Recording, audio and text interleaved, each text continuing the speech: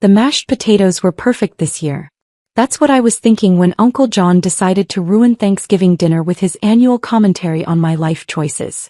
"So, Emma," he said, stabbing a piece of turkey with the kind of aggression that suggested he'd been waiting all evening for this moment. "Still messing around with that internet thing? What is it, crafts? Jewelry?" I looked up from my plate. Around the table sat 15 members of the Chin family, all focused on their food, but I could feel the attention shifting toward me. This was tradition now. Uncle John's yearly interrogation of my professional failures. "E-commerce," I said quietly. "I run an e-commerce platform." "E-commerce." He repeated it like it was a made-up word. "Right. So you sell things on the computer. From your apartment." "Something like that." Aunt Sarah, his wife, set down her wine glass with a delicate clink. "Emma, honey, you're 29 years old. Don't you think it's time to get a real job? With benefits? A 401k? Your cousin Michael is a regional manager at a bank now. Very stable." Cousin Michael, sitting 3 seats down, had the grace to look uncomfortable. He knew what I did. We talked about it at last year's Christmas party after he'd had 3 beers and asked for business advice. But he wasn't going to contradict his aunt. "My business is stable," I said, taking another bite of potatoes. Uncle John laughed. It was his trademark laugh, loud, condescending, designed to make you feel small. "Stable? Emma, you live in a studio apartment and drive a 10-year-old Honda. That's not stability. That's poverty with Wi-Fi." My mother, sitting to my right, put her hand on my arm. A warning squeeze. "Don't engage. Don't make a scene. Keep the peace." I'd been keeping the peace for 6 years. 6 years since I'd launched Chin Digital Solutions from my college dorm room. 6 years since I'd turned a simple dropshipping website into a multi-platform e-commerce empire. 6 years since I'd quietly acquired a real estate portfolio that included 4 shopping centers, 2 office buildings, and a regional mall in the suburbs. The same mall where Uncle John had leased his flagship sporting goods store for the past 3 years. But my family didn't know any of that. They thought I was struggling. They thought I sold handmade bracelets on Etsy or something equally quaint and unprofitable. I'd never corrected them because honestly, what was the point? Uncle John had decided who I was the day I'd turned down a job at his friend's insurance company to waste time on the internet. "Emma," my grandmother said from the head of the table, her voice gentle but worried. "Your uncle has a point, dear. The internet is so unstable. What if something happens to your little shop? You need security." "I have security, Grandma." Uncle John snorted. "Security? You rent a studio apartment above a nail salon. You don't even have a car payment because your car is older than some of my employees' kids." Aunt Sarah leaned in, her expression dripping with practiced sympathy. "We're just concerned, Emma. You're not getting any younger. What happens when you want to buy a house? Start a family? No bank will give you a mortgage based on internet sales." My phone buzzed in my pocket. I ignored it. "I appreciate the concern," I said, my voice perfectly level. "But I'm doing fine." "Fine."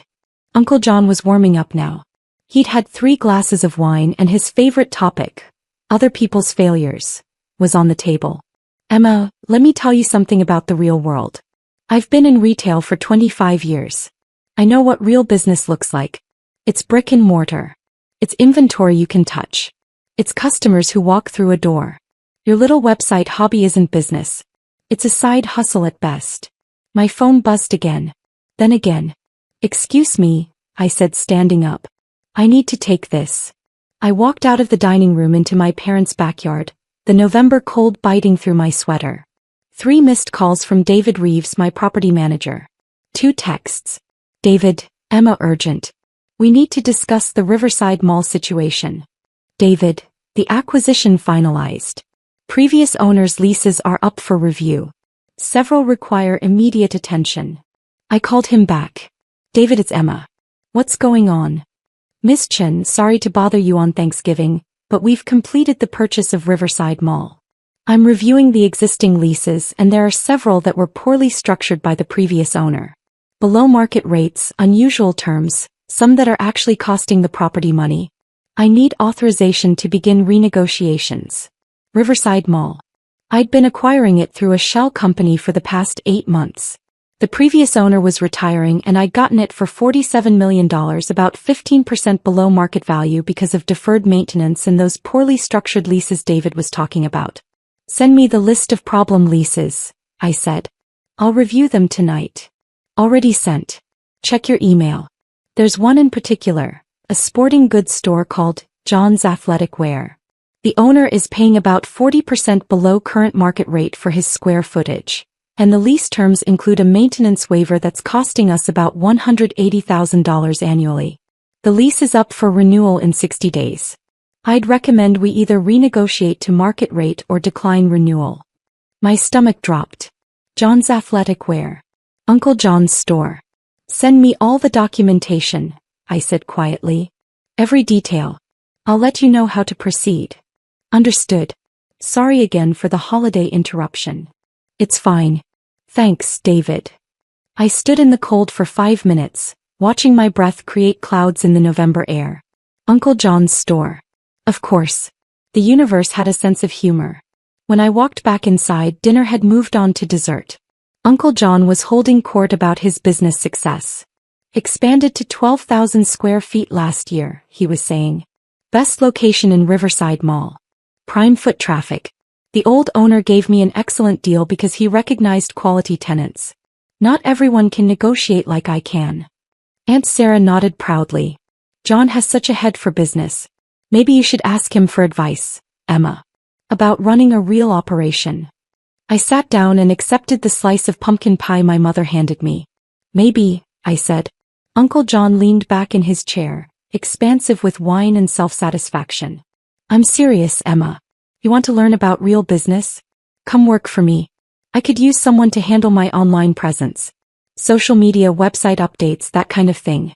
It's not real work, but it would give you experience in a legitimate business environment. I'd pay you, let's say $15 an hour. Around the table, several relatives nodded approvingly. What a generous offer. What a kind uncle. I'll think about it, I said, eating my pie. My younger sister Maya, the only person in the family who knew the truth about my business, caught my eye from across the table. She looked like she wanted to scream.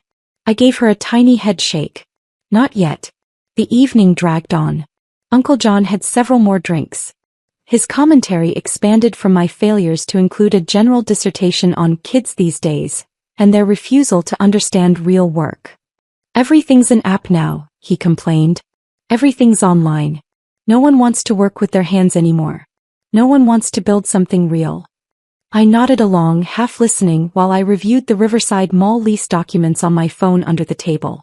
David had been right. Uncle John's lease was a disaster. Signed 6 years ago during a period when the previous owner was desperate to fill space. It locked in rates that were now $8,500 per month below market value.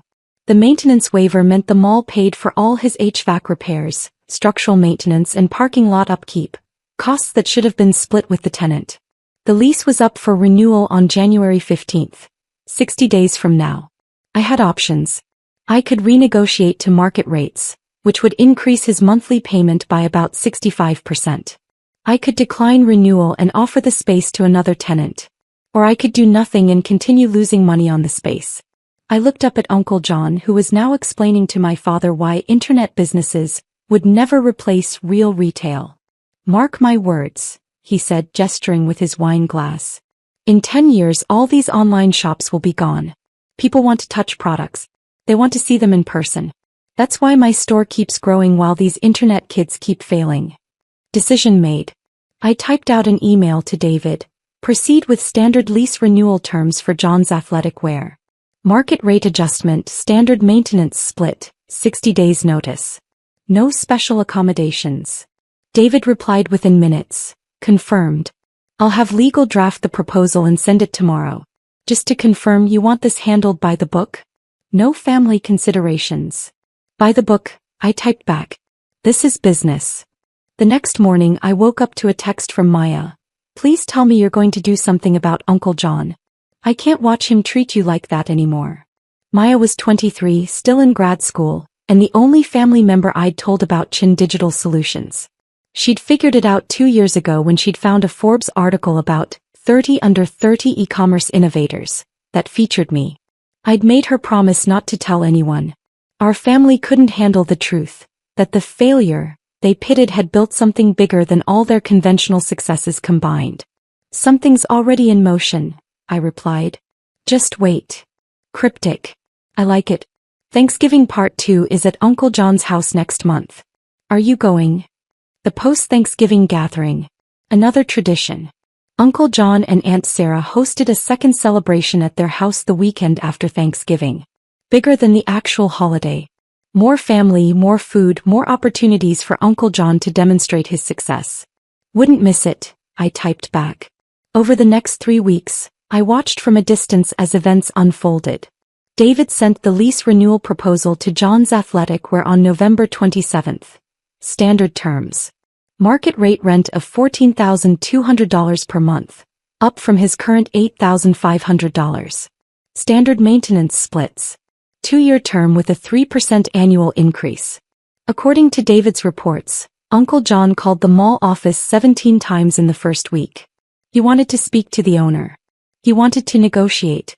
He wanted to understand why his sweetheart deal wasn't being honored. David's assistant told him the same thing each time. The property is under new ownership. All leases are being standardized to market rates. You have until January 15th to accept or vacate. Uncle John apparently didn't believe it could happen.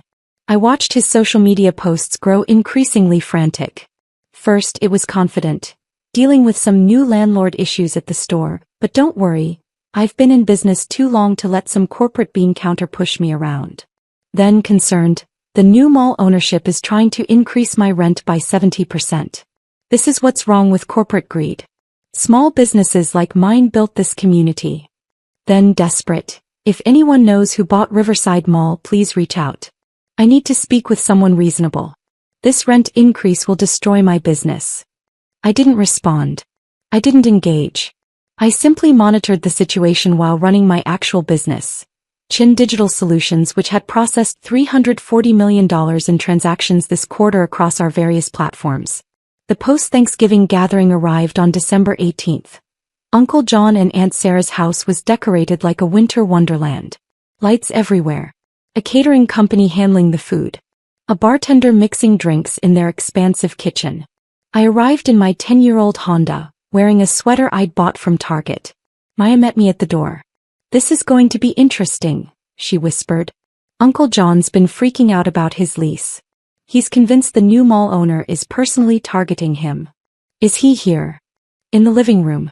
Holding court. Third drink already. I found him exactly where Maya said, surrounded by relatives, explaining his persecution at the hands of corporate greed. Faceless corporation, he was saying. Some investment group from out of state. They don't care about local businesses. They don't care about the jobs I've created. They just see numbers on a spreadsheet. Aunt Sarah, standing beside him, looked worried for the first time since I'd known her. The confidence was cracked. "Can you fight it?" my father asked. "I'm trying. I've called everyone I know in commercial real estate. No one can tell me who actually owns the property. It's buried in LLCs and holding companies. But I'm not giving up. I built that store from nothing. I'm not letting some corporate raider destroy it." I accepted a glass of wine from a passing server and found a seat near the fireplace. The evening progressed. Dinner was served. Uncle John drank more, talked more, his anger at the mysterious mall owner growing with each glass. "Probably some tech bro," he spat. "Some kid who made money in apps and thinks he understands real estate. These people have no respect for established businesses. No understanding of what it takes to build something real." My phone buzzed. "David, Miss Chin, John's Athletic Wear has requested a meeting with ownership. They've indicated they want to negotiate. How do you want to proceed?" I typed back, "Schedule a meeting for Monday, December 20th, 10 a.m. I'll attend personally." "You're attending? That's unusual. This one's personal. Don't tell them who the owner is. Just say a representative will be there." "Understood." I set my phone down and found Uncle John staring at me. "Something important?" he asked, his tone dripping with sarcasm. "Big internet sale happening?" "Just work stuff," I said. "Work?" He laughed. "Emma, when are you going to stop pretending that what you do is work? Real work means showing up somewhere. It means having employees and inventory and actual responsibilities. John, my mother said quietly. Maybe we should. No, let me finish. Emma needs to hear this. She's wasting her life on a fantasy. He could be doing something real. He could have a career. Instead, she's almost 30, living in a studio, driving that embarrassment of a car, playing businesswoman on the internet. The room had gone quiet. Everyone was watching. I met Uncle John's eyes. You're right, I said calmly. I should definitely get a real job. Maybe in retail. Maybe at a sporting goods store. Do you know anyone hiring? He missed the irony completely. If you're serious, I could probably find you something. Part-time. Stockroom maybe. It wouldn't pay much, but at least you'd learn what actual work looks like. That's very generous, I said. I'll keep it in mind. Aunt Sarah leaned forward. Emma, we're trying to help you. You can't keep living like this. Don't you want stability? Security? Don't you want to buy a house someday? I do want those things, I agreed. Then you need to face reality. Internet businesses fail. Retail is forever. Just look at John's store, 15 years of steady growth. That's what real business looks like. I nodded. Impressive. How's the store doing lately? Uncle John's expression darkened. It would be doing fine if some corporate vulture hadn't bought the mall and decided to squeeze out local businesses. That's terrible. Have you tried negotiating? They won't negotiate. I can't even find out who owns the place. It's some shadowy investment group hiding behind lawyers. I've got a meeting Monday with some representative, but I'm not optimistic. These corporate types don't care about anything except profit. Maybe the representative will be reasonable, I offered. Doubtful. These people don't understand retail. They don't understand relationships. They just see dollar signs. He drained his wine glass. But I'm not going down without a fight. I've built something real. Something that matters. That's more than most people can say. He looked directly at me when he said it. I smiled. You're absolutely right, Uncle John. You've built something real. I hope Monday's meeting goes well. That weekend dragged. Maya called me Saturday night. Please tell me you're the one who bought the mall, she said without preamble. Why would you think that? Because you're being too calm. You're never this calm when Uncle John goes off on you. Are you going to his meeting Monday? Maybe. Emma Chin, are you seriously going to reveal yourself as his landlord? I'm seriously going to attend a business meeting. Oh my God. Can I come watch? Absolutely not. This is unfair. I've watched him trash you for 6 years. I deserve to see his face when he realizes. Maya, this isn't about revenge.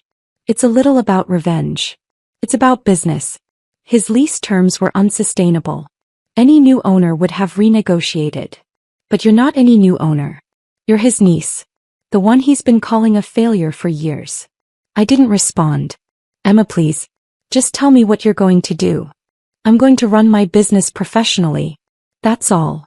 Monday morning arrived cold and clear. I dressed carefully, business suit, heels, the kind of outfit I wore for important investor meetings. My hair was pulled back. I wore the diamond earrings I'd bought myself after my company's first $100 million year. I drove to Riverside Mall in my Honda, parked in a distant spot and walked to the management office. David met me at the entrance. Miss Chin, everything's ready. Conference room B. They arrived 10 minutes ago. John Chin and his lawyer. His lawyer. Small firm. Local guy. Seems relatively competent. Good. Let's not keep them waiting. David led me down a corridor to a conference room. Through the glass wall, I could see Uncle John pacing, his lawyer seated at the table reviewing documents. Aunt Sarah was there too, sitting in the corner, her hands clasped tightly. I paused outside the door. Took a breath. David looked at me. Are you sure about this? He asked quietly. Completely sure. It's going to be complicated. Family and business don't mix well. They shouldn't have mixed business and family in the first place. I opened the door. Uncle John turned, his expression already arranged for confrontation. He looked at me, looked confused, then looked annoyed. Emma? What are you doing here? We're in a meeting. I know. I'm your meeting. He stared. What? I walked to the head of the table and set down my portfolio. David closed the door and stood beside it.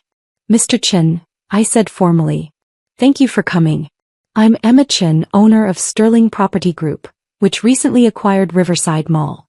I understand you have concerns about your lease renewal terms. The color drained from Uncle John's face. His lawyer looked between us, sensing a complication. Aunt Sarah made a small sound in the corner. That's not funny, Emma, Uncle John finally said. Seriously, where's the actual owner? Is this a joke? I pulled out my tablet and opened a file. This is the purchase agreement for Riverside Mall, finalized November 25th. Sterling Property Group, which I own, acquired the property for $47 million. David Reeves, standing by the door, is my property manager. This is not a joke. Uncle John sat down hard. That's impossible. You don't have $47 million. You sell things on the internet from a studio apartment. I run Chin Digital Solutions, a multi-platform e-commerce company that processed $340 million in transactions last quarter. The studio apartment is a rental I keep for convenience. I actually own a penthouse downtown, but I've never felt the need to correct anyone's assumptions about my living situation. His lawyer cleared his throat. Miss Chin, if you're indeed the property owner, we should discuss. We'll get to that, I said. But first I want to address something. Uncle John, you've spent 6 years telling me I don't have a real business. That I'm wasting my life. That I need to learn what actual work looks like. You offered me a part-time stockroom position 3 days ago because you felt sorry for me. Emma, I didn't know. You didn't know because you never asked. None of you did. You assumed I was failing because I didn't fit your definition of success. Because I drove an old car and wore Target clothes and didn't brag about my accomplishments. Aunt Sarah found her voice. Emma, if we had known. If you had known, you would have treated me differently. But you shouldn't need to know someone's net worth to treat them with respect. Uncle John's lawyer tried again. Perhaps we should focus on the lease terms. The lease terms are non-negotiable, I said, pulling out a document. Your current lease is $8,500 per month with a maintenance waiver. Market rate for your square footage is $14,200 with standard maintenance splits. Those are the renewal terms. You have until January 15th to accept or vacate. Uncle John stood up. You can't do this. I'm family. Exactly. Your family. For 6 years, family has mocked my career. My choices. My life. And now family wants special treatment in a business deal. Emma, please. That rent increase will destroy me. My margins are already tight. I can't afford. You can't afford it because you've been operating on artificially low rent for 6 years. You've been building your business on terms that were never sustainable. That's not my fault. His lawyer jumped in. Miss Chin, surely we can negotiate something. A gradual increase, perhaps? Phasing in the new rate over time. I considered it. I'd already discussed this possibility with David.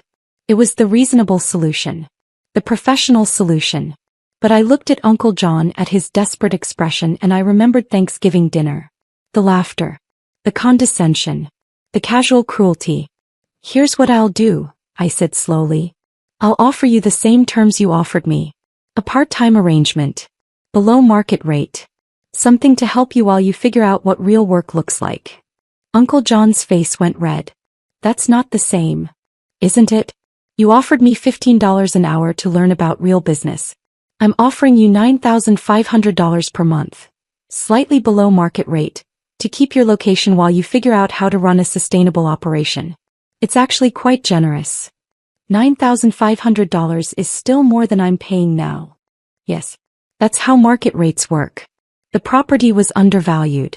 Values change. Businesses adapt or close. Aunt Sarah stood up. Emma, please. Don't do this. We're sorry. We didn't understand. But you can't destroy John's business over hurt feelings. I'm not destroying anything. I'm operating a property at market rates. Every other tenant in this mall pays fair value. Why should Uncle John be different? Because he's family. Aunt Sarah's voice broke. Doesn't that mean anything to you? I met her eyes. It meant something to me every time you told me to get a real job. Every time you smirked at family dinners. Every time you treated my career like a hobby. The room fell silent. Finally, Uncle John's lawyer spoke. Miss Chin, what would it take for you to reconsider? There must be some arrangement. My phone buzzed. I glanced at it. David had sent a message. 2 other retailers have inquired about the athletic wear space. Both solid credit. Both willing to pay full market rate. I looked up at Uncle John. At his desperate expression. At Aunt Sarah's tears.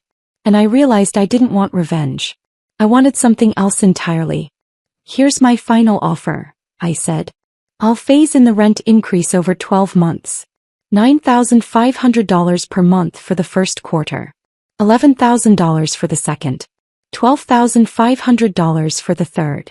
Full market rate of $14,200 starting in month 13. Standard maintenance splits begin immediately.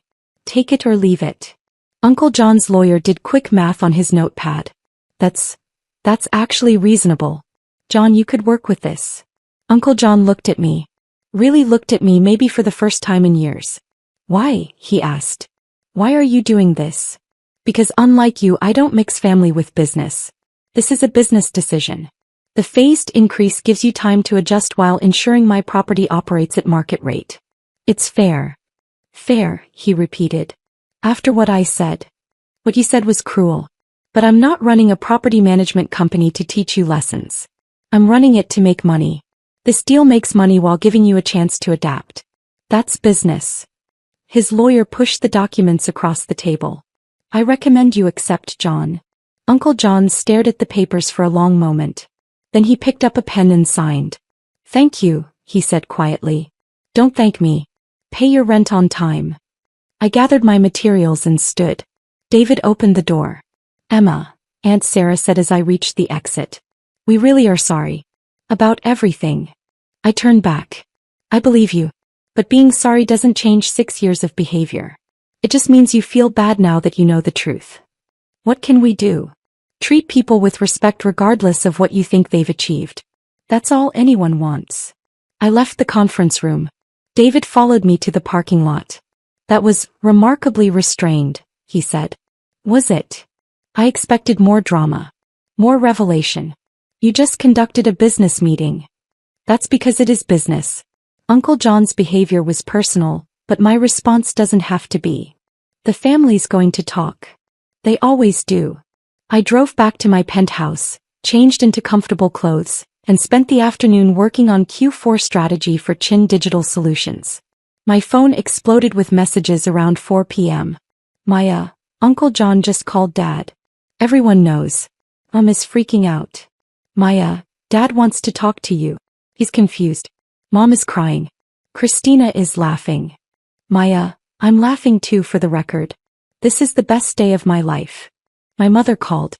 I let it go to voicemail. My father called. Cousin Michael texted, Emma, I need to apologize. I've known about your company for a year and never said anything to defend you. I'm sorry. My grandmother called. I answered that one. Emma, is it true?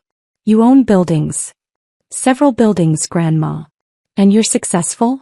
Very. Then why didn't you tell us? Would you have believed me if I had? Silence. Then a sad laugh. Probably not. Your uncle has been calling everyone. He's very upset. I imagine he is. He says you're making him pay more rent. Market rate rent. Yes. He says it's revenge. It's business. Emma, dear, can I give you some advice? Of course. Your uncle is a proud man. A foolish proud man, but proud nonetheless. He's going to struggle with this. With knowing you're more successful than he is. With knowing he misjudged you so completely. That's his problem, Grandma. It is. But he's still family. Don't let his foolishness make you cruel. I'm not being cruel. I'm being fair. I know. That's why I'm proud of you. But Emma, don't become so good at business that you forget how to be good at family. After we hung up, I sat on my balcony watching the city lights. The sun had set. The December cold was sharp. My phone rang again. Uncle John. I almost didn't answer. But Grandma's words lingered. Hello. Emma. His voice was rough. I need to say something. Okay. I was wrong. About everything. Your business. Your choices. The way I treated you. I was completely wrong. Yes, you were. I don't have an excuse. I thought I knew what success looked like, and when you didn't fit that picture, I decided you were failing. I never considered that maybe my picture was too small. I said nothing. I'm sorry, he continued. Really sorry. Not because you own my building, although that's certainly motivating, but because I hurt you. Repeatedly. For years. That's not who I want to be. Thank you for saying that. Will you come to Christmas dinner? At your parents' house? I know I don't deserve it, but I'd like the chance to do better. I thought about it. About family and forgiveness and whether either one was worth the effort. I'll come, I said finally. But Uncle John, if you ever offer me a part-time stockroom position again, I'm doubling your rent. He laughed. Sounded like crying. Fair enough. Christmas dinner was awkward. Everyone knew now. My parents had apparently spent 2 weeks processing the information that their struggling daughter was actually quite successful. Mom hugged me for a long time when I arrived. I'm sorry, she whispered. I should have asked more questions. I should have paid better attention. It's okay, Mom. It's not. But thank you for saying so. Uncle John was subdued. Polite. He asked about my business with genuine interest, not condescension. Aunt Sarah apologized 3 separate times. Maya pulled me aside before dessert. How does it feel? Being vindicated. Honestly, kind of hollow. Really. I didn't build my company to prove them wrong. I built it because I loved the work. Their approval was never the goal. But you got it anyway. I guess so. For what it's worth, I'm glad they finally see you. I looked around the room. At my family, gathered around my parents' table, talking and laughing and trying to understand who I actually was. Yeah, I said. Me too. 3 months later, Uncle John's first increased rent payment cleared. He'd restructured his business, cut some expenses and raised his prices slightly. According to David, the store was doing fine. My family dynamics had shifted. People asked about my work now. Actually asked with interest. Mom stopped suggesting I needed a real job. Dad asked for business advice occasionally. Uncle John and I had lunch once a month. Awkward at first, but it got easier. He wanted to learn from me, he said. Wanted to understand what he'd missed. I spent 25 years thinking I understood business, he told me over coffee in April. Turns out I understood one very specific type of business. And even that, not as well as I thought. You built something real, I said. That counts. But you built something bigger. And you did it while I was mocking you. That's got to sting. It did. But I'm getting over it. Are you really? I thought about it. About the years of dismissal. The condescension. The casual cruelty. Yeah, I said. I really am. And I meant it. 6 years of being underestimated had taught me something valuable. Success doesn't require anyone's approval. It doesn't need to be loud or visible or validated by people who don't understand it. It just needs to be real. And mine was real enough that I could afford to be generous with the people who doubted it. Even Uncle John. Especially Uncle John. Because at the end of the day, I hadn't built Chin Digital Solutions to prove him wrong. I'd built it because I knew I was right. And that was enough. My phone buzzed. David, Miss Chin, we have an opportunity to acquire another property. Strip mall in Westfield. Interested? I smiled and typed back. Send me the details. Uncle John noticed. Work. Always. You know, he said slowly, I still can't believe you own my building. I own several buildings. Yours just happens to be one of them. How many? Properties? 17. Buildings? 23. He whistled. And you still drive that old Honda. It gets me where I need to go. Emma, can I ask you something? Sure. Why didn't you tell us about any of it? I set down my coffee cup. Because the moment I told you, everything would change. You treat me differently. Not because I'm different, but because you know I'm successful. I wanted to know if anyone would respect me when they thought I was failing. And we didn't. No. You didn't. I'm sorry. I know. We sat in silence for a moment. For what it's worth, Uncle John said finally, I respect you now. Not because of the buildings or the money, but because you stayed kind when you had every right to be cruel. Thanks, Uncle John. Call me John. I think I've lost the right to Uncle for a while. I smiled. I'll stick with Uncle John. It's tradition. Tradition, he repeated. Like Thanksgiving dinner? Exactly like that. Are you coming this year? Wouldn't miss it. Think you'll tell everyone about your latest acquisition? Probably not. Why not? I stood gathering my things. Because success doesn't need an audience, Uncle John. It just needs to be real. He watched me go, shaking his head. Your grandmother was right about you. What did she say? That you were always the smartest one in the family. We just couldn't see it because we weren't looking. I walked out into the spring sunshine, climbed into my 10-year-old Honda and drove to my next meeting. Behind me, Uncle John's athletic wear stood in my mall paying market rate rent, finally operating on terms that made sense. And I felt something I hadn't expected to feel. Not vindication. Not triumph. Just peace. The quiet satisfaction of knowing that I'd done it right. Built something real. Stayed true to myself. And proved that success doesn't need to be loud to be legitimate. It just needs to be yours.